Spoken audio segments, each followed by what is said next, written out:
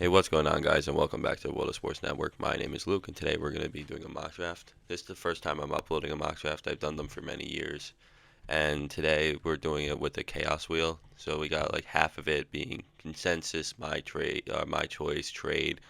The other one being like all these chaos options. I don't want it to be like too chaotic, so that's why I kind of have those being more. And just a note, QBs can be overridden by me. I don't want like the Bills drafting a QB or anything. So yeah, and I think we get right into this with first spin, actually, not the first pick, which is gonna be SCC. That's crazy, actually. So first overall pick to the Chicago Bears is Jaden Daniels. It's not. It won't happen. It's gonna be Caleb Williams. But we'll talk about Daniels. Really athletic, humongous playmaker, especially with his legs. The elbow is not a concern, even though it's really freaky.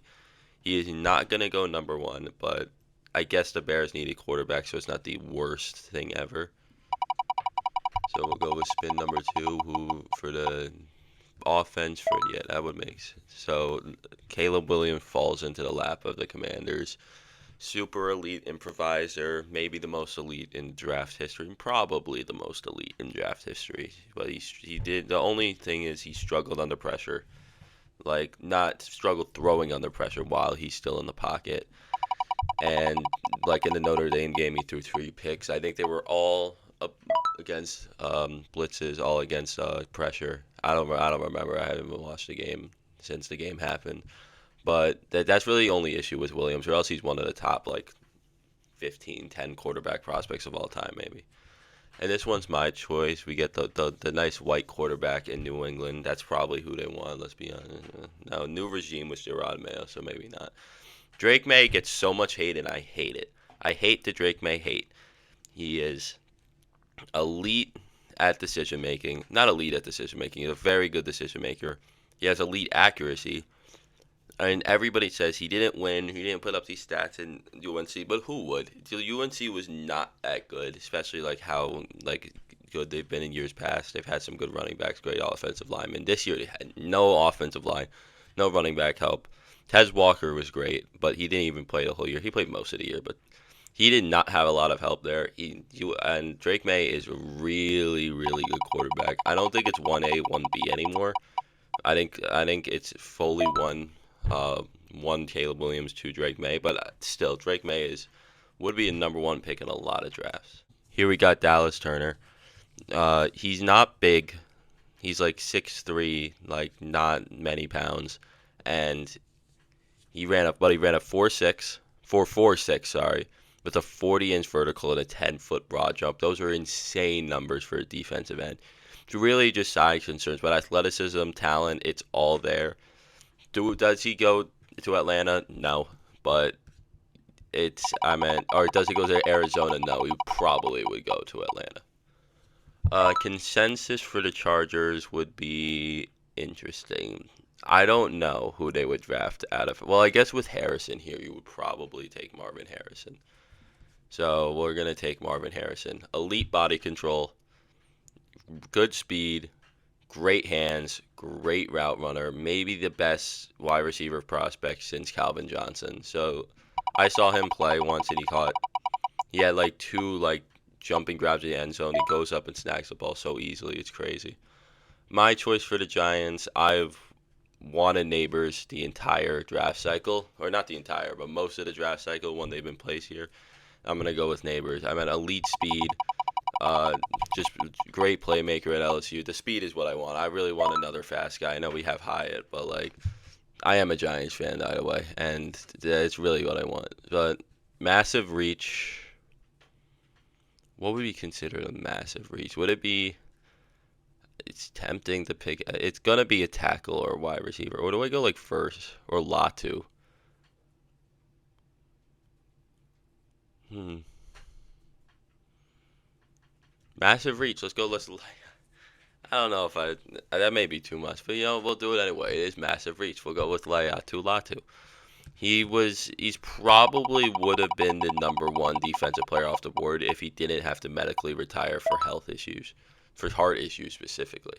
So like there's a That's it. He Latu can go at like pick like 12 or pick like 40. Like I don't know. I don't think he falls out of the first round, but there's a chance. It's just a health concern. Everything else about Latu is to die for, except for the heart. Can my choice is my choice? No, it's consensus. Consensus and my choice are pretty similar. Who would they draft? Usually, consensus has been Dallas Turner, but I think with maybe a Dunze on the board, they do draft a Dunze. Or would it be verse? I don't know. With two edge rushers, I don't think they're gonna go after number three edge rusher. So we'll go with Rome. Rome is one of my favorite players in the draft. The Falcons, they don't like entirely need wide receiver, but it would be a good pick up to get like a true number one wide receiver if you don't think Drake London is. He probably is though.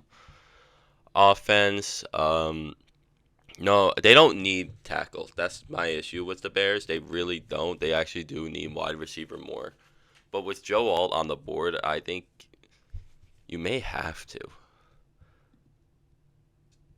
Yeah, I think Joe Alt is just too good. You do have Darnell Wright and Braxton Jones, but maybe you kick Jones inside or something. But or maybe you just say we don't want good, we want the best, and just take Joe Alt to be your future franchise left tackle.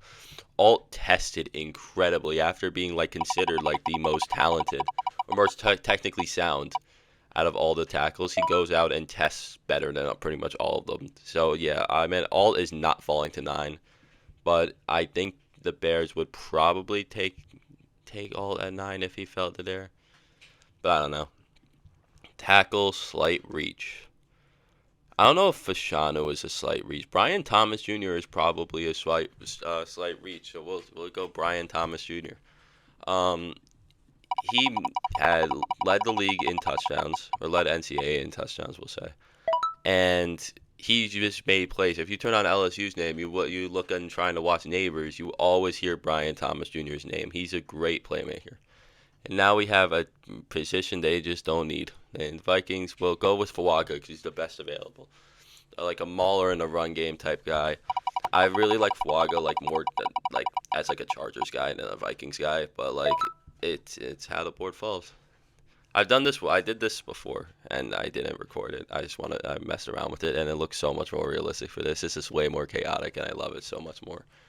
My choice here is J.J. McCarthy. I get the J.J. hate, but kind of don't. Like he didn't do a lot, like what you would expect. Like he didn't put up big numbers, so. But that's not the point here. He has a good arm, about well above average arm. He's a great athlete. He made some crazy good plays, like that play at Alabama where he made the one-handed catch and then throw. I know you're never gonna see him do that again, probably, but it shows he's a great playmaker. But really, it's the willingness to win. He was the number one in the Heisman rankings going into that Penn State game and threw 8 passes for like 100 yards and maybe even less than 100 yards and not one word of complaining, and then goes on to win a national championship. So there's going to be a lot of love for JJ's personality, and that's kind of and like his like mental traits is why he's probably going to get drafted in the top 10, but he falls to 12 here. Slight reach. I think we can slight reach on a tackle. Amarius Mims is a great slight reach. The big athlete. I need to look at how big he is. Amarius Mims. I think I spelled that right. Yes. Uh, 6'7", 340 pounds is big, and these are great numbers everywhere. Yeah, you can't really jump that high. Who cares? I mean, such a crazy big athlete. So I could see maybe Mims even getting taken around that range, but I think he's probably going to fall more to the 20s. So I think it's a good reach, and the Raiders just desperately need tackle. So the board has fallen in a lot of weird ways, but Fashanu, not Fashanu. It's Fashanu. I gotta keep reminding myself that it's Olu Fashanu. Get New Orleans needs tackle. Fashanu was like what a top 5 player last year, and here he definitely has taken his draft stock a little bit. There was a lot of like bad games for him, especially the Ohio State game versus Tulamoliao. But Fashanu is still just a great player. best player available at any pitch that works out. I would probably have taken either Quinion Mitchell or Brock Bowers in this situation anyway. And Brock Bowers sitting there, it makes sense. I mean, I want to say he's like the best tight end prospect since whatever, like even Kellen Winslow, but he's just not as good as Kyle Pitts. But he's like a top 5 tight end prospect of all time. I mean, he's been like what, a top 3 tight end in college football for the past 3 years, going back to his freshman year, which is crazy. Saved Georgia in a couple of games, like the Auburn game, he definitely saved him with like a 45-yard tutty. But I don't. But I think it just how the draft works. Brock Bowers doesn't go in the top 10. Maybe doesn't even go in the top 14 NBA lottery type picks. Maybe falls more to the 15 to 18 range. I don't think he would fall past Cincy though, because Cincy needs playmakers. Uh, Offense for Seattle, we're gonna go Troy Fatanu because you got that little Seattle connection. You can. I assume that in this situation, Seattle would kick him the guard, and I think that it's just a really good fit there. Massive reach. I say we reach on a corner, but what corner? I don't think Nate Wiggins is a massive reach. Is Kool-Aid a massive reach, or can we edge rusher? Edge rusher we can reach on. Could reach on Chop, but I don't think I'm gonna do that. I think I'm gonna reach on. Go Kool-Aid. He also started as like what, a top 10 player in the draft. He didn't have the greatest year at Bama, so he did kind of fall off a bit. I don't think he even tested either. I didn't remember seeing anything about his testing, so I don't know about that. Bengals wide receiver. Adonai's kind of fire, but I feel like a Xavier Worthy fits more. But I think Adonai Mitchell's just way more talented. And it gives you the leverage to trade T. Higgins because you can now you replace your jump ball receiver in T. Higgins with your jump ball receiver in Adonai Mitchell. Who, I love Adonai Mitchell so much. I wish the Giants could draft him, but like we're just picking too early. I mean, what, 6'2", ran a 4.35, 40+ inch vertical. He had the best test. He actually is one of the. I just want to look at his RAS because I know what it is, but just to show it. Because he put up crazy numbers. If I can type. Yeah, 999. That's second all time. Was, yes, 6'2", 250, or 205, 4.34, 40-inch vertical, 11-foot broad jump. It's insane. He's just an insane athlete. That's your T. Higgins replacement. And I'm just saying in the situation that they trade him. Slight reach for the Rams. I think this is a slight reach on a corner. I don't think Nate Wiggins is a slight reach here. I mocked him here before. And with D-line, maybe Byron Murphy is still on the board.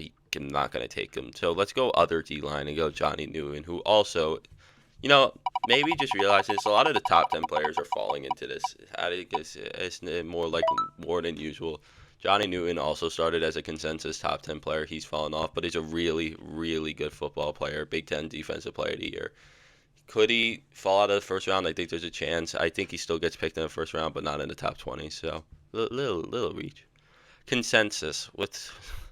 There's a lot of good players still on the board. So, but I don't really want to. I usually think consensus. Would it be consensus? I don't know how even my own freaking. This is not my own concept, but like how this concept works of like, would it be consensus with the players on the board or consensus out? Because I'll go JPJ because I feel like that's probably the most mock there, even though they have Quinion Mitchell, Jared Verse, Harrison Arnold on the board. JPJ is the best interior offensive lineman in the draft. He shot up draft board since the beginning of the year. So we'll go there. Best player available is Quinion Mitchell. Super athlete, best athlete in the class for cornerbacks. Was really, really, really good at Toledo. You gotta give the Mac some love too. Consensus. Well, they do need corner, but they never. They did just lose Hassan Reddick. They did replace him with Bryce Huff, but let's just make your really young defensive line even younger. Now you got Jordan Davis, you got Jalen Carter, Jared Verse, and Bryce Huff. That's a really young and really good defensive line, and Verse falling to the Eagles. And I mean, Verse is a great athlete. Verse was really good. Another guy who's started the year top 5 has fallen off a bit, but is still a really, really good player. Finally, we have trade. I've been waiting, and it's a one trade that traded.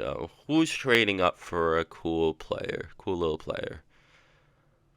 I don't know actually. Is there wide receivers left on the board? No.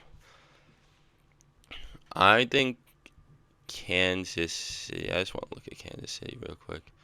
Kansas City could. Baltimore. Oh, I kind of want to go Baltimore. No. Yeah, Baltimore trading up for a tackle is possible, but I don't think Latham is like with like this kind of class. It's not really. It's hard to find teams to trade up in this situation, but I think we're gonna have Detroit trading up for a corner is what my. That's what I'm gonna do. Actually, that's injured. Oh, whatever. You know what? They did it 2 years ago or last year. So Detroit 2 years ago. Was it? I don't remember. Whatever they traded up for Jamison Williams. Detroit, Minnesota. Um, there you go. So the Detroit Lions are going to trade up to draft maybe the best pure corner in the draft, in Terrion Arnold. He didn't test good. He didn't test good at all. He ran a 4.6, but just technically sound, he is maybe the best, or is the best technically sound corner in the draft. That's why he may be drafted as the highest corner in the draft. It depends what you want. Do you want the athleticism of Mitchell, or do you want the skill of Arnold? Tackle that works out. Latham to the Cowboys. I mean, that's a actually that'd be an insane pick. I think Latham's like top 15 tackle and falls all the way to 24 here. Consensus. What is the consensus? I've always drafted Graham Barton here to get them interior offensive line help. I mean, he also has tackle flexibility in case of injury. I think he actually can play center as well. I should know that, but yes, Graham Barton can play. He can play everywhere. So that's my pick. Did I get traded? Why are we getting these late trades? I don't like it. But I'm going to have the Kansas City Chiefs trade up, jumping everybody. Where does no? It's Tampa Bay to draft a wide receiver, and they're gonna jump the Bills. They're gonna jump the Cardinals. And they're gonna jump the fight and the Ravens. They're gonna jump everybody to draft. Yeah, with Rasheed Rice's situation, I don't know what's gonna happen. It was a wild situation with like the hit and run. I don't know if he's gonna play. I don't know. I don't know really how the league is gonna deal with that.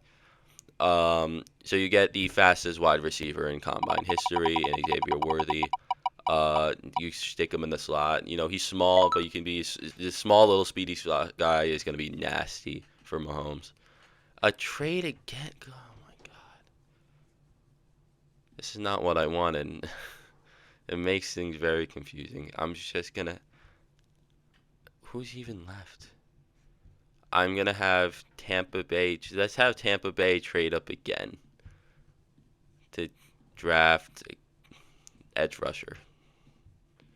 We'll have them draft Chop. Chop also didn't have a great end of the year, and that's kind of why he's fallen off. But he's a really, really good athlete, and he really can make.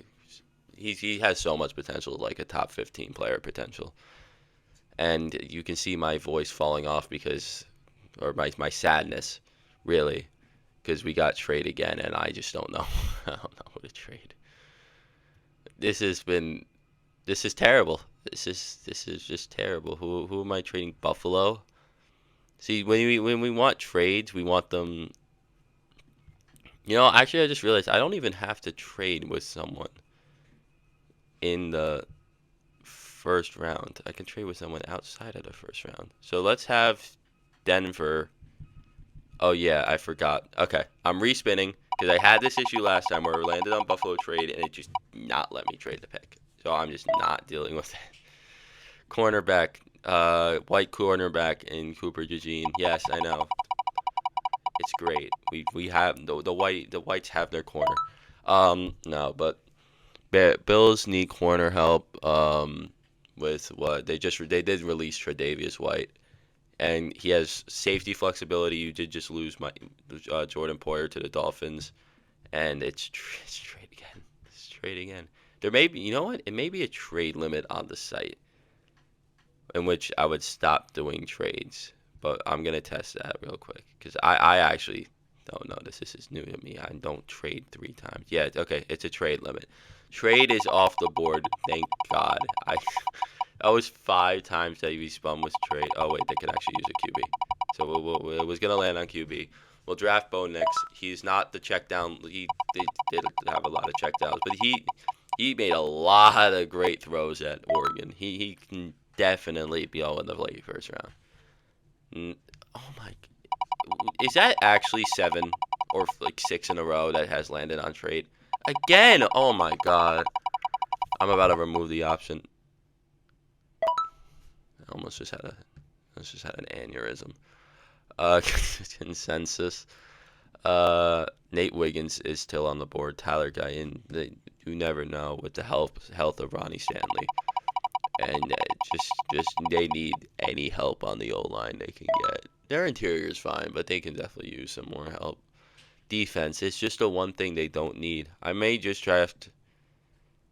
Byron Murphy is still on the board. He's going to go in the top 15. He's such a good athlete, and he's such a good player that there's no way he falls there. But imagine a San Francisco defensive line getting Byron Murphy. And now offense. So let's see who stays on it. It's really Nate Wiggins is the guy who stays on the board. Everybody else is kind of like whatever. I am going to take Keon Coleman. So good at the beginning of the year. He was really like get up and get the ball. And he didn't have an amazing second half, but he can still definitely go in the first round. So this experiment was honestly terrible. It was fun to look at for a while, and then the trades start coming, and then you just have a lot. There was a lot of weirdness, but that's the draft. And if who knows, maybe the draft will actually go like this in real life. So thanks for watching.